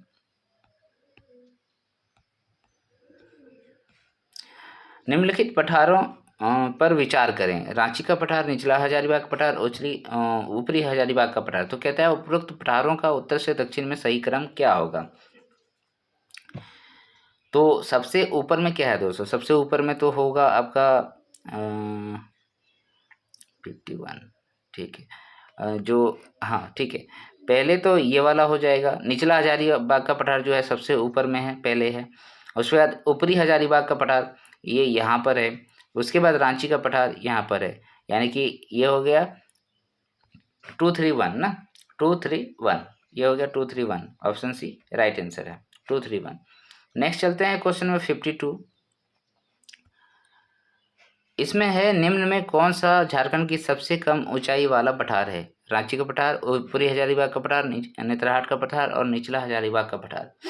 तो इसमें बड़ा ही दिलचस्प कहानी है दोस्तों। देखिए, आपने देखा निचला हजारीबाग का पठार जो है सबसे ऊपर में है, और यहाँ पर जो है सबसे ऊंचा झारखंड का क्षेत्र जो है पारसनाथ की पहाड़ी 1365 मीटर, इसका भी यहाँ पर जो है अवस्थिति है, लेकिन इसका जो ऊंचाई है सबसे कम है, औसत ऊंचाई सबसे कम है निचला हजारीबाग पठार का। नेक्स्ट चलते हैं क्वेश्चन नंबर 53। निम्न में कौन सुमेलित नहीं है? उत्तरी कोयल नदी रांची पठार से निकलती है, सकरी जो है छोटा नागपुर पठार से निकलती है, मयूराक्षी पारसनाथ पहाड़ी से निकलती है, और ब्राह्मणी जो है दुधवा पहाड़ी से निकलती है। तो आपको राइट आंसर करना है इसमें कौन सा है। तो यहाँ तो साफ साफ दिख रहा है, मयूराक्षी नदी जो लिखता है पारसनाथ पहाड़ी से निकलेगा, ये तो गलत है, ये त्रिकुटी पहाड़ से निकलता है देवघर में, त्रिकुट पहाड़ से निकलता है देवघर में, ठीक है। तो बाद बाकी तो सही है। उत्तरी कोयल नदी जो है आपका रांची का पठार से निकल रहा है, सकरी नदी छोटा नागपुर पठार से निकल रहा है, और ब्राह्मणी नदी जो है दुधवा पहाड़ी आपका गुमला से निकल रहा है, यही ना, सब सही है ना? अरे आप लोग भी कभी कभी बोल दिया कीजिए, ठीक है। नेक्स्ट चलते हैं क्वेश्चन नंबर 54। झारखंड में माँ योगिनी मंदिर किस जिले में अवस्थित है? माँ योगिनी मंदिर गोड्डा में है, देवघर में है, दुमका में है, पलामू में। इसका कहानी भी मैं बता चुका हूँ। तो माँ योगिनी मंदिर जो है गोड्डा में है दोस्तों, गोड्डा में है। माता का कुछ अंग यहाँ पर कट के गिरा था, याद है, ये कहानी मैंने बताया है। नेक्स्ट है क्वेश्चन नंबर 55। निम्नलिखित कोयला परियोजनाओं पर विचार करें। रजरप्पा परियोजना, राजमहल परियोजना, दामोदर परियोजना। अब ये तीनों ही कोयला परियोजना है, इससे संबंधित क्या क्वेश्चन है? उपरोक्त में कौन सी परियोजनाएं झारखंड में विश्व बैंक की सहायता से संचालित है, ये पूछ रहा है। तो इसमें देखिए यहाँ पर लिखा है रजरप्पा परियोजना जो आपका साहिबगंज में है, राजमहल परियोजना, सॉरी क्या बोल दिया, ये रामगढ़ में है, रामगढ़, ये राजमहल, अरे कभी कभी मेरे से भी मिस्टेक हो सकता है, ऐसा क्या है, और ये है दामोदर परियोजना। दामोदर परियोजना आप झरिया वाला समझ सकते हैं, ठीक है, धनबाद वाला इलाका। तो यहाँ पर तीनों की तीनों जो है दोस्तों वो कोयला परियोजना विश्व बैंक की सहायता से चलाए जा रहे हैं। तो ये हो जाएगा 1 2 3, 1 2 3। नेक्स्ट चलते हैं क्वेश्चन नंबर 56। झारखंड राज्य के पश्चिमी दिशा में इनमें से कौन सा राज्य अवस्थित है? उत्तर प्रदेश, छत्तीसगढ़, उत्तर प्रदेश, बिहार, छत्तीसगढ़, उड़ीसा, बिहार, पश्चिम बंगाल। तो आप सभी को पता है इसका आंसर चौहदी, ये तो थोड़ा इजी क्वेश्चन है। उत्तर प्रदेश और छत्तीसगढ़ जो है झारखंड राज्य के पश्चिमी दिशा में अवस्थित है। नेक्स्ट चलते हैं क्वेश्चन नंबर 57। छोटा नागपुर पठार के सबसे ऊंचे स्थान को क्या कहते हैं? बारी कहते हैं, दोन कहते हैं, पाट कहते हैं, टांड कहते हैं। तो छोटा नागपुर पठार का सबसे ऊंचा स्थान क्या होता है? यहाँ पे छोटा नागपुर पठार का पूछा है तो पाट होता है, पाट सबसे ऊंचा स्थान है ना। इसमें क्या कहा रहा था? नेतरहाट का, गणेशपुर का, और एक नाम मैं लगातार भूलता रहता हूँ। ठीक है, चट्टान पठार का सबसे ऊंचा स्थान को हम लोग पहाड़ कहते हैं। बारी आप सभी को पता है, घरों में बारी होता है, बारी में जो है हम लोग खेती बाड़ी करते हैं, जैसे मकई उगाना, आलू उगाना, ये सब दौन। वैसे ही पाट हो गया, जो पठार का भाग होता है उसमें ऊंचा भाग जो होता है उसको दौन कहते हैं। सॉरी, नीचे वाला भाग को दौन कहते हैं और टाँड जो है ऊपरी भाग को कहते हैं। ओके, नेक्स्ट चलते हैं क्वेश्चन नंबर 58। झारखंड वन स्थिति रिपोर्ट 2021, इसको नहीं करते हैं दोस्तों, ठीक है, आप 2023 वाला कीजिएगा। दामोदर नदी से धनबाद में निम्न में से कौन सी नदी मिलती है? दामोदर नदी से धनबाद में कौन सी नदी मिलती है? कतरी नदी, जमुनिया नदी, कोनार नदी, दक्षिणी कोयल नदी। इसमें जो राइट आंसर को दोस्तों क्या हो जाएगा? धनबाद में बोल रहा है, धनबाद में जो है आपका देख लेता हूँ एक बार, ठीक है, जमुनिया नदी ही मिलता है। ठीक है, जमुनिया नदी आपका यहाँ पर मिल जाएगा धनबाद में, दामोदर नदी से। दक्षिणी कोयल नदी तो इसकी सहायक नदी है ही नहीं।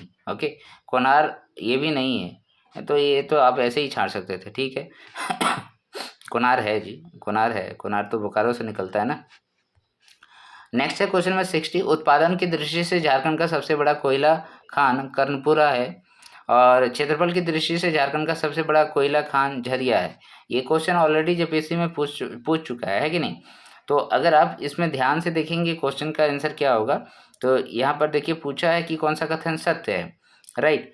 तो उत्पादन की दृष्टि से बोला है और क्षेत्रफल की दृष्टि से बोला है। तो उत्पादन की दृष्टि से अगर आप देखेंगे तो झरिया इसमें होगा, यानी कि ये तो गलत है, कर्णपुरा यहाँ लिखा नहीं, यहाँ उल्टा होगा, झरिया होगा। पहला वाला ऑप्शन में झरिया लिखना चाहिए।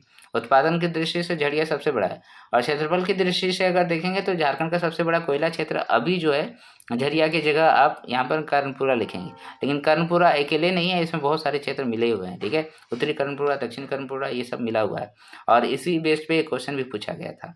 तो इस तरीके से यहाँ पर क्या होगा, कोई भी कथन सत्य नहीं है। नेक्स्ट चलते हैं क्वेश्चन नंबर 61। झारखंड औद्योगिक पार्क नीति 2015 में लाई गई थी के तहत निजी क्षेत्र द्वारा सामान्य औद्योगिक पार्क की आधारभूत संरचना के निर्माण हेतु राज्य सरकार द्वारा अधिकतम ₹100 की वित्तीय सहायता उपलब्ध कराने का प्रावधान किया गया है। तो जब औद्योगिक पार्क आप बनाएंगे और आधारभूत संरचना की निर्माण करना है तो उसमें आपको 10 करोड़, है ना, 10 करोड़ का प्रावधान किया गया है। 10 करोड़ रुपया आपको दी जाएगी, 10 करोड़, याद रखिएगा दोस्तों, 10 करोड़ रुपया। ठीक है, तो झारखंड औद्योगिक पार्क नीति 2015 में लाई गई थी, उससे संबंधित जानकारियों में आप ये याद रखिएगा कि लागत का 50% या फिर अधिकतम 10 करोड़ रुपया, लागत का 50% या फिर अधिकतम 10 करोड़ रुपया, 50% या फिर अधिकतम 10 करोड़ रुपया, याद हो गया। और दूसरी बात याद रखिएगा, विशेष औद्योगिक पार्क की स्थापना पर लागत का 50% या फिर 7 करोड़ रुपया। ठीक है, 7 करोड़ रुपया विशिष्ट वाला में 7 करोड़ या फिर 50% अधिकतम लागत का आपको दी जाएगी सरकार के द्वारा। नेक्स्ट चलते हैं क्वेश्चन नंबर 62। झारखंड की नई खेल नीति 2020 में खिलाड़ियों व कोच को प्रोत्साहित करने हेतु इनमें से पुरस्कार देने का उल्लेख है। तो ये भी क्वेश्चन रिपीटेड है, तो जयपाल सिंह मुंडा अवार्ड जो है इसमें दिया जाएगा दोस्तों। 62 का B is the right answer. ठीक है, जयपाल सिंह मुंडा अवार्ड दिया जाना है नई खेल नीति 2020 के अनुसार। नेक्स्ट है क्वेश्चन नंबर 63। झारखंड के पुनर्स्थापन और पुनर्वास नीति के अनुसार कृषि श्रमिक कौन होते हैं? ऑप्शन ए है ऐसा व्यक्ति जो अनुसूचित क्षेत्र में प्रभावित क्षेत्र की घोषणा की तारीख से पूर्व कम से कम 30 वर्षों से निवास करता है तथा शारीरिक श्रम द्वारा कृषि भूमि अर्जित करता हो, उसको हम लोग कृषि श्रमिक कहेंगे। ऑप्शन बी है ऐसा व्यक्ति जो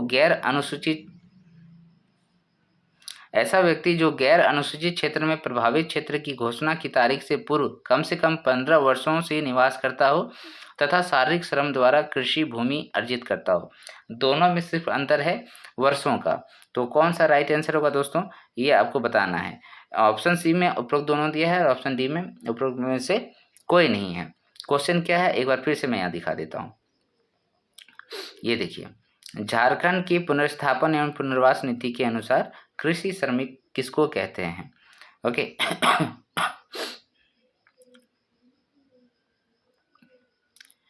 तो देखिए यहाँ पर साफ साफ मैं आंसर बता देता हूँ पहले कि ये सही है। ऐसा व्यक्ति जो अनुसूचित क्षेत्र, ओके, और यहाँ पर गैर अनुसूचित क्षेत्र, तो अनुसूचित क्षेत्रों में 30 वर्षों से जो लगातार काम करते हैं उसको हम लोग कृषि श्रमिक कहते हैं, ठीक है, याद रहेगा। और दूसरा जो गैर अनुसूचित क्षेत्र होता है, गैर अनुसूचित क्षेत्र होता है, उसमें जो लोग रहते हैं और वो 15 वर्षों से अगर वहाँ पर खेती कर रहे हैं तो उसको हम लोग कृषि भूमि अर्जित करने वाला कृषक कहते हैं। क्लियर है? ओके, ये बहुत इंपॉर्टेंट है। पुनर्स्थापन और पुनर्वास नीति में ये वर्णन किया गया है। अनुसूचित जनजाति क्षेत्रों में जो है आपका 30 वर्षों से काम कर रहा है और गैर अनुसूचित क्षेत्रों में प्रभावित क्षेत्र की घोषणा की तारीख से पूर्व कम से कम 15 वर्षों से निवास करता हो तो शारीरिक श्रम द्वारा कृषि भूमि अर्जित करता है। ये उसको कृषक बोला गया है। नेक्स्ट चलते हैं, क्वेश्चन नंबर क्या है 64। किस वर्ष झारखंड राज्य स्टार्टअप नीति की घोषणा की गई थी? स्टार्टअप नीति कब? 2015 में है ना, 2015 में। झारखंड राज्य पर्यटन नीति की घोषणा कब की गई थी? अभी तो हमने देखा था उधर, तो पुनर्स्थापन नीति ये 2015 से 2016 का पर्यटन नीति कब हो जाएगा? 2016 में। और स्टार्टअप नीति कब हो जाएगा? 2015 में। झारखंड पुनर्स्थापन व पुनर्वास नीति। Next question, question number 66। ये क्या है? देखिए, थोड़ा सा छोटा करना पड़ेगा भाई। अच्छा, कट गया है ये, कोई बात नहीं। ओके, मैं बोल देता हूँ, याद रखिएगा। झारखंड पुनर्स्थापन एवं पुनर्वास नीति के संदर्भ में कथन का पहचान करें। पुनर्स्थापन एवं पुनर्वास नीति में कुल 10 अध्याय हैं। यह नीति 15 नवंबर 2009 से लागू हुआ था। उपरोक्त दोनों इनमें से कौन सा कथन क्या है? दोनों कथन सही है और दोनों में से कोई नहीं सही है। तो इसका जो राइट आंसर होगा दोस्तों वो क्या हो जाएगा? 69 का डी राइट आंसर हो जाएगा, यानी कि इनमें से कोई कथन सच नहीं है। पुनर्स्थापन और पुनर्वास नीति में कुल 10 अध्याय तो नहीं है, यहाँ पर 9 अध्याय हैं। और झारखंड का जो पुनर्स्थापन एवं पुनर्वास नीति है वो 2009 में नहीं लागू किया गया था दोस्तों, 15 नवंबर 2008 में लागू किया गया था।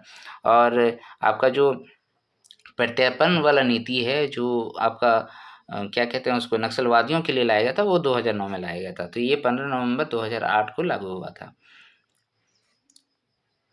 नेक्स्ट चलते हैं, क्वेश्चन नंबर 67 है। झारखंड की निम्नलिखित औद्योगिक पट्टियों में कौन सा सबसे विस्तृत है? अभ्रक औद्योगिक पट्टी, दामोदर, रांची औद्योगिक पट्टी, जमशेदपुर। तो ये तो याद होगा आपको, दामोदर औद्योगिक पट्टी जो है सबसे बड़ा है, सबसे विस्तृत क्षेत्र में फैला हुआ है।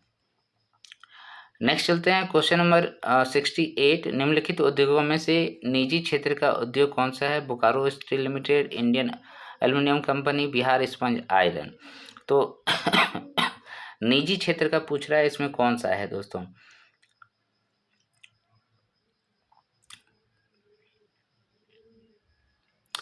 तो बोकारो इस्पात लिमिटेड, ये आपको पता है हमारा झारखंड सरकार कहते हैं, हमारे जो केंद्र सरकार है उसके सेल के द्वारा चलाई जाती है। तो ये तो आपका निजी क्षेत्र का हुआ नहीं। इंडियन एल्युमिनियम कंपनी, झारखंड का इंडियन एल्युमिनियम कंपनी जो है, और आयरन बिहार स्पंज आयरन, ये जो है बिरला का है, ये भी बिरला का ही है। तो दोनों निजी है, 2 और 3 हो जाएगा आंसर, ठीक है। नेक्स्ट चलते हैं, क्वेश्चन नंबर 69। झारखंड का सबसे अधिक पुरुष साक्षरता दर वाला जिला कौन सा है? तो अभी तक तो 2011 के जनगणना के अनुसार ही पूछा जाएगा। तो सबसे अधिक पुरुष साक्षरता दर कहाँ पर है? रांची में है। सबसे अधिक साक्षरता दर भी पूछेगा तो रांची में, सबसे अधिक महिलाओं का भी पूछेगा तो रांची में है। सबसे कम कहाँ है? पाकुड़ में। सबसे कम कहाँ है? पाकुड़ में, ठीक है। नेक्स्ट चलते हैं, क्वेश्चन नंबर 70। झारखंड आर्थिक सर्वेक्षण 2021-22 दिया है, आप 23-24 वाला देखेंगे प्लीज़, ठीक है, 23-24 वाला याद कर लीजिएगा। Next question number 71। भारत का प्रथम तांबा उद्योग घाटशिला की स्थापना कब हुई थी? तो प्रथम तांबा उद्योग जो घाटशिला है पूर्वी सिंहभूम में, इसकी स्थापना 1924 में हुई थी। ये बिल्कुल गांठ बांध लीजिए, याद कर लीजिए। तांबा उद्योग घाटशिला की स्थापना वर्ष 1924 में हुआ था। नेक्स्ट चलते हैं, क्वेश्चन नंबर 72। मुख्यमंत्री सुकन्या योजना के तहत लाभार्थी को बालिका के विवाह होने से पूर्व कुल कितनी राशि का लाभ प्रदान किया जाएगा? तो मुख्यमंत्री सुकन्या योजना का नाम भी आपको मैंने बताया था कि इसका नाम चेंज कर दिया गया, सावित्रीबाई फुले योजना कर दिया गया है। तो इसमें अधिकतम जो राशि है दोस्तों वो कितना दिया जा रहा है? ये आपका 40,000 रुपये दिया जा रहा है। ठीक है, कितना? 40,000 रुपये दिया जा रहा है। मुख्यमंत्री सुकन्या योजना में 40,000 रुपये का प्रावधान किया गया है। 18 वर्ष पूरे होने पर 7 चरणों में 40,000 रुपये का प्रावधान किया गया है टोटल। चाईबासा से इसका शुरुआत हुआ था। इसका ईयर भी याद रखिएगा, 2019 में शुरू किया था। ग्रामीण योजनाओं खासकर मनरेगा के तहत भ्रष्टाचार मुक्त कार्यों का संपादन और जागरूक फैलाने हेतु चर्चित विदेशी जा केंद्र मूलतः किस देश के निवासी हैं? अच्छा, इसमें कोई एक आ गए थे आदमी, वो ब्रिटेन के थे। ठीक है, 73 का गलत, जयादेंद्र जो है बेल्जियम के हैं, याद रखिएगा, बेल्जियम के थे। ठीक है, वैसे मनरेगा से क्वेश्चन अभी आएगा। ठीक है, क्योंकि अभी हाल ये तो चेंजेस लाया गया ना, अब जो नाम चेंज हो गया वीबी जी राम जी, तो उसके अकॉर्डिंग क्वेश्चन पूछ लिया जाएगा मनरेगा से रिलेटेड। 74 झारखंड सरकार द्वारा संचालित भीमराव अंबेडकर आवास योजना के अंतर्गत आवास उपलब्ध कराया जाता है अनुसूचित जातियों के परिवार को, अनुसूचित जनजातियों के परिवार को, निःशक्त जनों को और विधवा महिलाओं को। तो इसका राइट आंसर क्या हो जाएगा दोस्तों? इसका राइट आंसर हो जाएगा विधवा महिलाओं को। ठीक है, विधवा महिलाओं को जो है भीमराव अंबेडकर आवास योजना के तहत दिया जाता है, घर बना के दिया जाता है, भीमराव अंबेडकर। अच्छा, ये योजना कब लाई गई थी? 2016 में लाई गई थी, 2016 में लाई गई थी भीमराव अंबेडकर आवास योजना। नेक्स्ट है क्वेश्चन नंबर 75 वेद व्यास आवास योजना के तहत आवास प्रदान किया जाता है किसको? मधुमक्खी पालकों को, मछली पालकों को, मुर्गी पालकों को, उपरोक्त में से सही। तो ये तो सही है, इसमें 75 का बी होगा। ठीक है, 75 का बी होगा, मछली पालकों को वेद व्यास योजना के तहत घर बना के दिया जाता है। और इसका भी जो आप देखेंगे 2017-18। ठीक है, 2017 बेसिकली मारिएगा आंसर। क्वेश्चन नंबर 76 झारखंड प्रतिपूरक वनीकरण कोष प्रबंधन एवं योजना प्राधिकरण कैंपा। आपको बता के रखा हूँ कि इन सभी से रिलेटेड एक क्वेश्चन रहेंगे। तो कैंपा का जो आपका निर्माण किया गया था, गठन किया गया था, कब किया गया था दोस्तों? वो 2009 में किया गया था। ठीक है, 2009 में किया गया था। अब देखिए एक्सप्लेनेशन में क्वेश्चन खत्म हो गया, सब शॉर्ट वाला क्वेश्चन रहेगा। विश्व में बाघों की प्रथम गणना बेतला में कब हुई थी? विश्व में प्रथम बाघों की गणना बेतला में 1932 ईस्वी में हुआ था। आपको पता है 1932 में हुआ था। और साथ ही साथ ये भी याद रखिएगा कि 1973 में जो प्रोजेक्ट टाइगर की शुरुआत की गई थी, यहीं पर की गई थी, यहाँ से शुरू हुआ था। क्वेश्चन नंबर 78 बगल में रोड है तो गाना भी बजते रहता है, आप उसका भी मज़ा लेते रहिए। झारखंड में वन देश के राष्ट्रीय औसत से कम है। वन जो है देश के राष्ट्रीय औसत से कम है। झारखंड में वन राष्ट्रीय वन नीति के लक्ष्य से कम है। तो इसमें क्या होगा? ये आंसर जो आपका होगा दोस्तों, वो देखिए अभी जो है झारखंड में वन जो है 29.89% है अपने कुल भूमि का। ओके, और भारत में कितना है? भारत में तो देश के राष्ट्रीय औसत से कम नहीं है, झारखंड में ज़्यादा है। झारखंड में वन राष्ट्रीय व नीति के लक्ष्य से कम है। हाँ, वो 33% होता है, कुल भूमि का 33% वन होना चाहिए, उससे कम है। ओके, तो यहाँ पर क्या हो जाएगा? एक कथन सत्य नहीं होना चाहिए, है ना, कारण सत्य होना चाहिए, ये वाला। ओके, नेक्स्ट चलते हैं क्वेश्चन नंबर 79। झारखंड सरकार द्वारा वन्य जीव अभयारण्यों में कितने वर्ष हेतु वन्य जीव प्रबंधन योजना की शुरुआत की गई है? झारखंड सरकार द्वारा वन्य जीव अभयारण्यों में कितने वर्ष हेतु वन्य जीव प्रबंधन योजना की शुरुआत की गई है? इसका राइट आंसर क्या हो जाएगा? 10 वर्षों के लिए। ठीक है, 10 वर्षों के लिए शुरुआत की गई है। नेक्स्ट चलते हैं क्वेश्चन नंबर 80। निम्नलिखित में कौन सा पक्षी विहार उत्तरी छोटा नागपुर प्रमंडल में नहीं है? पक्षी विहार कह रहा है, उधवा पक्षी विहार, देनुघाट पक्षी विहार, तेलैया पक्षी विहार और चंद्रपुरा पक्षी विहार। तो उत्तरी छोटा नागपुर में नहीं है। उधवा पक्षी विहार आप सभी को पता है दोस्तों, साहिबगंज में है और ये संथाल परगना में है, उत्तरी छोटा नागपुर में नहीं है। लेकिन तेनुघाट पक्षी विहार है, तेलैया पक्षी विहार ये बोकारो, कोडरमा और चंद्रपुरा भी बोकारो में है। ठीक है, तो इस तरीके से ये उत्तरी छोटा नागपुर में है। Question number 81। झारखंड राज्य में प्रति व्यक्ति वनों का आच्छादन कितना है? ठीक है, तो ये है 0.008 हेक्टेयर। ठीक है, 0.008 हेक्टेयर अभी भी यही है। नेक्स्ट चलते हैं क्वेश्चन नंबर 82। इनमें से कौन सा कृषि जलवायु प्रदेश झारखंड राज्य में विस्तारित नहीं है? कौन सा जलवायु प्रदेश? मध्य एवं उत्तरी पूर्वी पठारी कृषि जलवायु प्रदेश, पश्चिमी पठारी कृषि जलवायु प्रदेश, दक्षिण पश्चिमी पठारी कृषि जलवायु प्रदेश और दक्षिण पूर्वी पठारी कृषि जलवायु प्रदेश। तो इसका जो राइट आंसर होगा दोस्तों वो क्या हो जाएगा? ये दक्षिण पश्चिम पठारी कृषि जलवायु प्रदेश, ये जो है ये नहीं है झारखंड में। ठीक है, बाद बाकी सभी है। मध्य एवं उत्तरी पूर्वी पठारी कृषि जलवायु प्रदेश, पश्चिमी पठारी कृषि जलवायु प्रदेश और दक्षिण पूर्वी पठारी कृषि जलवायु प्रदेश, ये तीनों है। क्या नहीं है? दक्षिण पश्चिमी पठारी कृषि जलवायु प्रदेश नहीं है। Next question number 83। झारखंड राज्य का पहला तितली पार्क कहाँ खोला गया है? राजभवन परिसर रांची में, बिरसा जैविक उद्यान और मांझी में, बेतला राष्ट्रीय उद्यान पलामू में, दलमा वन्यजीव अभ्यारण्य आपका सिंहभूम में। इसका राइट आंसर क्या होगा दोस्तों? बिरसा जैविक उद्यान और मांझी में जो है तितली पार्क खोला गया है। नेक्स्ट चलते हैं क्वेश्चन नंबर 84। इनमें से किस देश की एक ख्याति प्राप्त कंपनी को झारखंड राज्य में ठोस कचरा आधारित बिजली उत्पादन हेतु संयंत्र लगाने की सहमति प्रदान की गई है? ये भी उस टाइम का करंट अफेयर्स की बात कर रहा था, तो ये याद रखिएगा, हिताची कंपनी जो है जापान की, उसको दिया गया था। ठीक है, वो ठोस कचरा आधारित बिजली उत्पादन के लिए। Question number 85। झारखंड जैव विविधता बोर्ड का गठन किस वर्ष किया गया था? देखिए ये क्वेश्चन पिछले सेट में भी था, यहाँ पर भी है। 2001 में, 2004 में, 2007 में, 2015 में। ओह,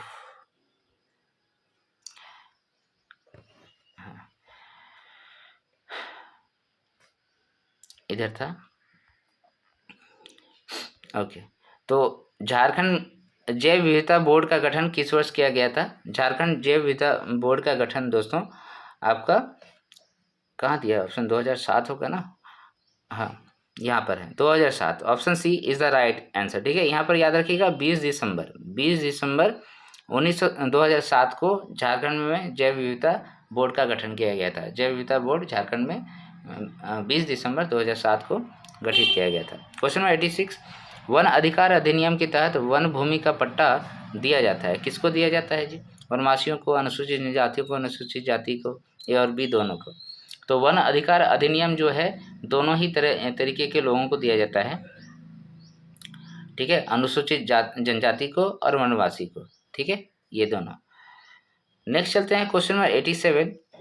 झारखंड जैव विविधता बोर्ड का गठन किस वर्ष किया गया था? अच्छा, फिर से रिपीट हो गया क्वेश्चन, ये आपका 2007, 20 दिसंबर 2007।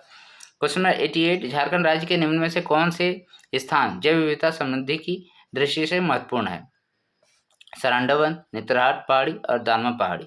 तो ये तीनों के तीनों ही महत्वपूर्ण है दोस्तों। आपको पता है सरांडावन जो पश्चिमी सिंहभूम है, वो सुप्रीम कोर्ट ने इसमें आदेश दिया था कि इसको जल्द से जल्द वन्यजीव अभ्यारण्य घोषित किया जाए। और नेतरहाट पहाड़ी जो है ये आपका लातेहार डिस्ट्रिक्ट में है, वो भी बहुत फेमस है। और दालमा पहाड़ी आपका जमशेदपुर पूर्वी सिंहभूम में, ये भी बहुत फेमस है। ठीक है, नेक्स्ट चलते हैं क्वेश्चन नंबर 89। किसी आपदा की आशंका की स्थिति में या उसके प्रभावों से निपटने हेतु राज्य कार्यकारिणी समिति आपदा संवेदनशील या प्रभावित क्षेत्र में, पहला है वाहनों के प्रवेश पर रोक लगा सकती है, किसी व्यक्ति के प्रवेश पर रोक लगा सकती है। ऑप्शन सी है उपरोक्त दोनों इनमें से कोई नहीं। तो किसी आपदा की आशंका की स्थिति पे उसके प्रभावित क्षेत्रों पे निपटने हेतु राज्य कार्यकारिणी समिति का अध्यक्ष कौन होते हैं? आप सभी को बताया था मैं, है ना? यहाँ पर जो मुख्य सचिव हैं वो होते हैं ना।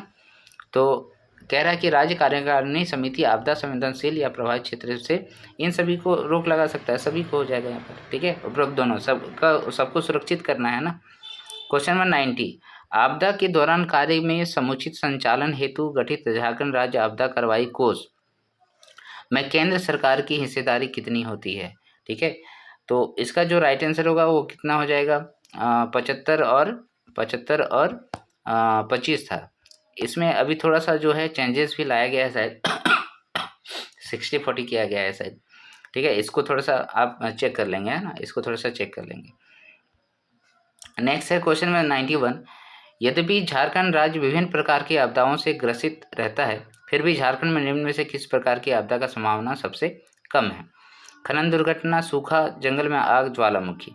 तो यहाँ पर याद रखिएगा ज्वालामुखी उद्गार पहले ही ऑलरेडी हो चुका है और कितना होगा, पठारी का निर्माण तो उसी से हुआ है, तो ज्वालामुखी से सबसे कम संभावना है।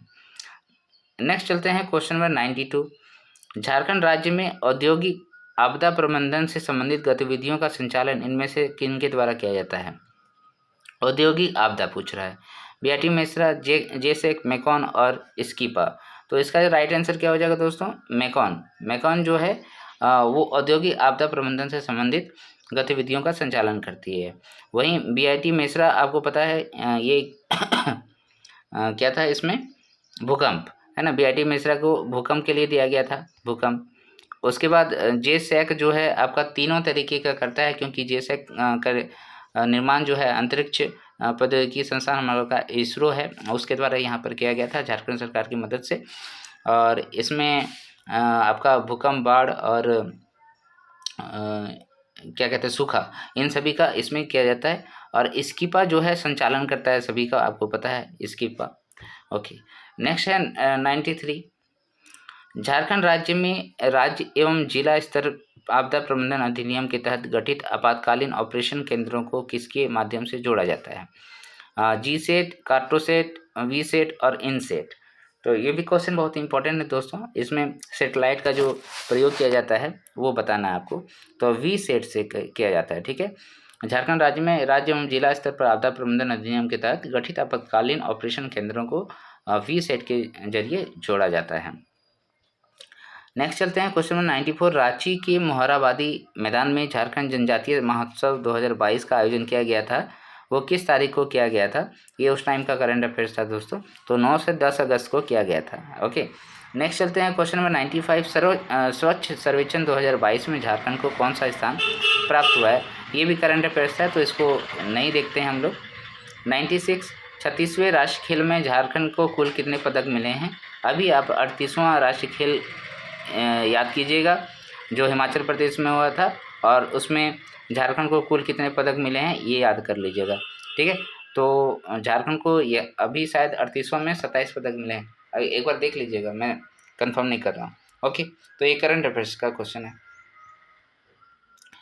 नेक्स्ट चलते हैं क्वेश्चन नंबर आपका कितना है, ये 97। देखिए दोस्तों, ये लास्ट क्वेश्चनों में जा रहे हैं अब, तो मेरा वीडियो अभी तक देख रहे हैं तो लाइक तो जरूर बनता है दोस्तों। झारखंड में वर्ष 2004 तक कितने घरों में नल जल से 2024 तक कितने घरों में नल से जल पहुंचाने का लक्ष्य रखा गया था? ये आर्थिक सर्वेक्षण का ही क्वेश्चन है।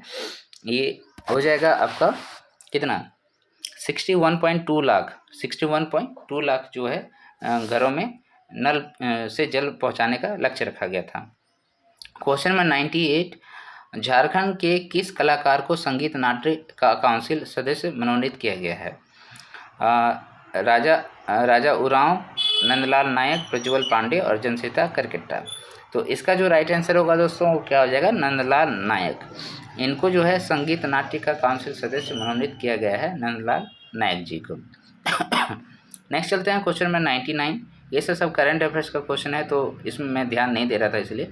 छत्तीसगढ़ में आयोजित ग्लोबल ट्राइबल क्वीन 2022 की विजेता कौन बनी थी? चलो ये पुराना क्वेश्चन है लेकिन हो सकता है पूछ दे, तो याद रखिएगा यहाँ पर जो आंसर होगा दोस्तों वो पूजा लकड़ा होगा। क्या होगा? पूजा लकड़ा। ग्लोबल ट्राइबल क्वीन 2022 की विजेता बनी है पूजा लकड़ा। नेक्स्ट चलते हैं क्वेश्चन में 100। डूडल फॉर गूगल चित्रकला प्रतियोगिता में टॉप 20 में चयनित होने वाली झारखंड की छात्रा कौन बनी? तो ये आपका 2023 में हुआ था, तो इसका जो आंसर है दोस्तों आपको मैं जस्ट बता देता हूँ। पीहू कच्छप जो था ये उस टाइम का आंसर था, छात्रा कौन बनी थी, तो पीहू कच्छप बनी थी। देखिए दोस्तों, करंट अफेयर्स को छोड़कर आप सभी को यहाँ पर झारखंड की संपूर्ण जानकारी जो है बहुत अच्छे तरीके से क्वेश्चन फॉर्मेट में मिल रहा है। तो अगर आप मेरा वीडियो को देख रहे हैं तो इसको लाइक तो बनता है दोस्तों, और अगर आप सब्सक्राइब करना चाहते हैं चैनल को तो ज़रूर सब्सक्राइब कर लीजिए, ठीक है। इससे मेरा मोटिवेशन बढ़ता रहेगा और मैं इसी तरीके से आपके लिए डेली जो एक सेट लाता रहूँगा, ठीक है।